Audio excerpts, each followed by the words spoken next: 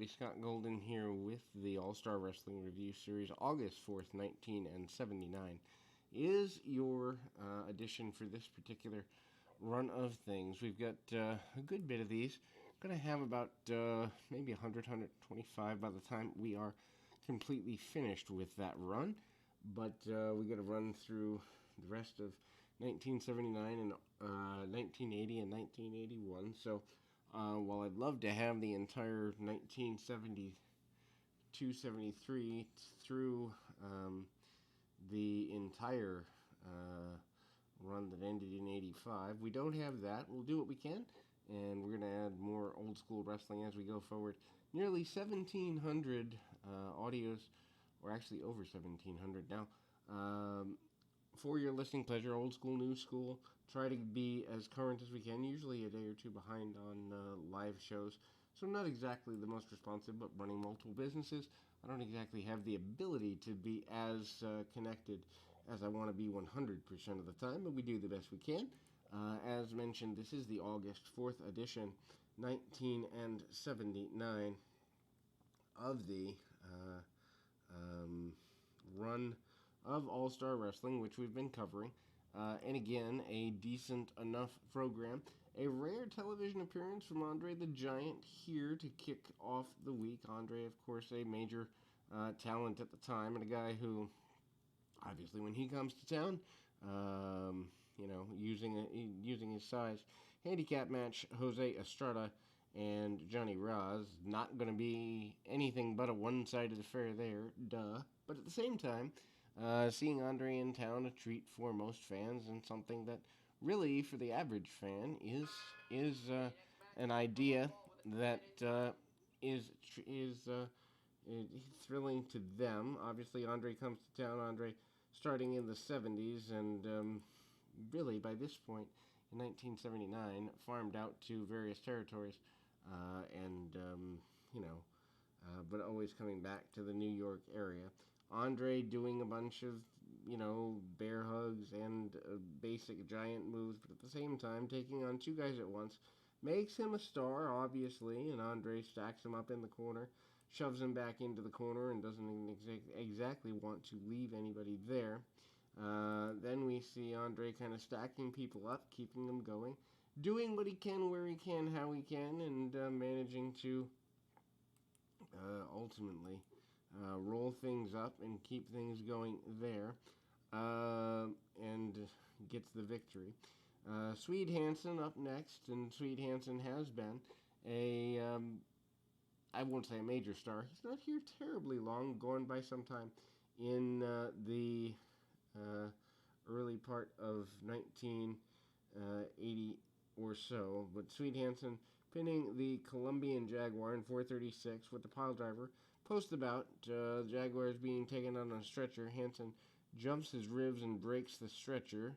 And then Tito Santana, Dominic DeNucci, who just passed away, sympathies to his family, they carry him out of the arena.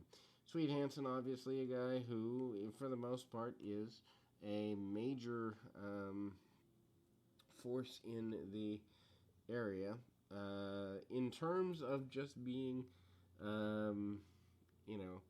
here in making a major difference, but not really having a full-time plan. Hanson with a couple of suplexes, obviously Fred Blassie still presenting him.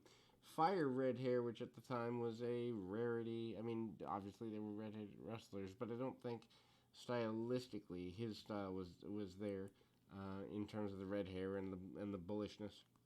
Tries to take the mask off his guy, does not get the mask off of the Colombian Jaguar. Takes him down, and you got to remember, pile driver still a banned maneuver in many territories, so a big deal to hit the guy with a pile driver a couple of times, bring the stretcher out, knocks him off the stretcher, and again, Hanson basically calling out in an interview, be it Bruno Sammartino, Bob Backlund, anybody that he wants to, basically saying he'll take out who he wants where he wants. Fred Blassie endorsing this.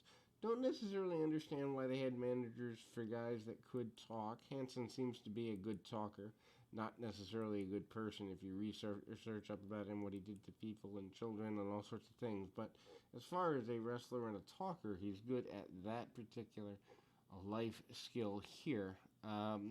As we move forward, we get another contest, obviously. Johnny Rivera defeating Frankie Rodriguez in 7:36. Not necessarily sure, where Rivera and Rodriguez come from in terms of why a major push for a 7-minute match is here. Lots of back and forth. Rodriguez has been around before. Rivera coming forward a bit here. Both men jockeying for position with, among other things, a top wrist lock, a lot of punch kick. Rivera having a bit of a size advantage, takedown, and a couple of drop kicks from Rodriguez. Rodriguez getting a couple of drop kicks out from underneath and taking the man over and down. Staying on, the offense. Both guys back and forth. Again, not sure why 7:36 or even over 7 minutes is the appropriate run here, but it ends up being. Rodriguez goes to the top rope, hits what we would know as a swanton. Rivera hits the swanton bomb. So maybe a bit of a more known talent outside the area, and it just seems like a weird one-off here on television, or at least a weird run with a guy that doesn't get a whole bunch of hype before coming into the area. Then we go to the run of it here, so to speak.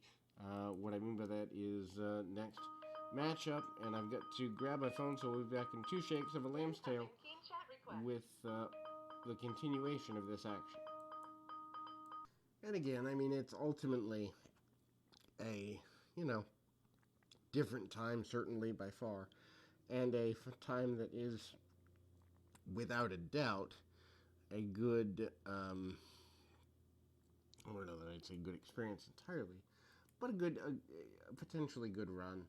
And again, as we move forward through these 80, 81, you're going to see a lot of talents that end up being Hall of Famers come through, but this is still, 79 seems to be a rebuilder year in a lot of ways, and that continues here. Ted DiBiase and Steve Travis defeating Baron Michael Cicluna and Jojo Andrews, 7:47, when Andrews submits to an abdominal stretch. Abdominal stretch being a finish will seem weird to today's fans, but, there's a time when a body slam was a finish, so it's all relative, and it all kind of comes together in the end. Anyway, Travis is your Rookie of the Year type fellow, and continues to be influential in that run. Of course, DiBiase coming out of the time when he was the North American champion, and kind of put with Travis a little bit to try and get something out of the rookie Travis, which makes sense. DiBiase taking the majority of the match. Andrews is an African-American fellow who actually probably could have had a good run.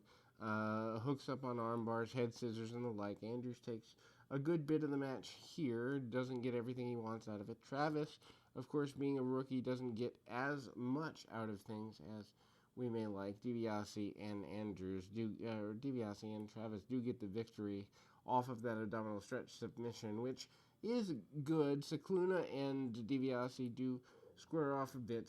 DiBiase takes the vast majority of the match from the standpoint of getting pinning attempts, backslides and the like, and just really basic things.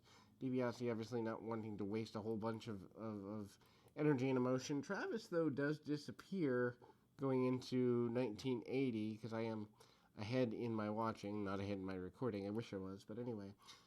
And so Travis kind of disappears in 80, so he's not here long term. Speaking of a guy who's returning to the area and being more focused upon, Greg Valentine is in that role. And he is your, I guess, final match of this particular broadcast. He is continuing with Greg Valentine and Bill Burgers, 312. Valentine, of course, managed by the Grand Wizard of Wrestling at this particular juncture in his career, and that is good for Valentine. Valentine always kind of had managers in the WWF, not exactly a compelling talker.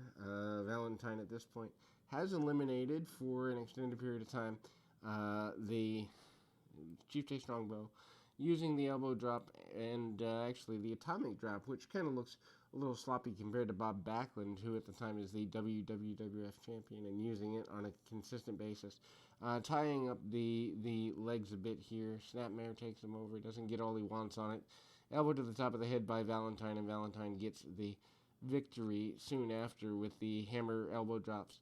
And a victory for Valentine does lead well, and so we'll close there, but we'll be back with more right after this.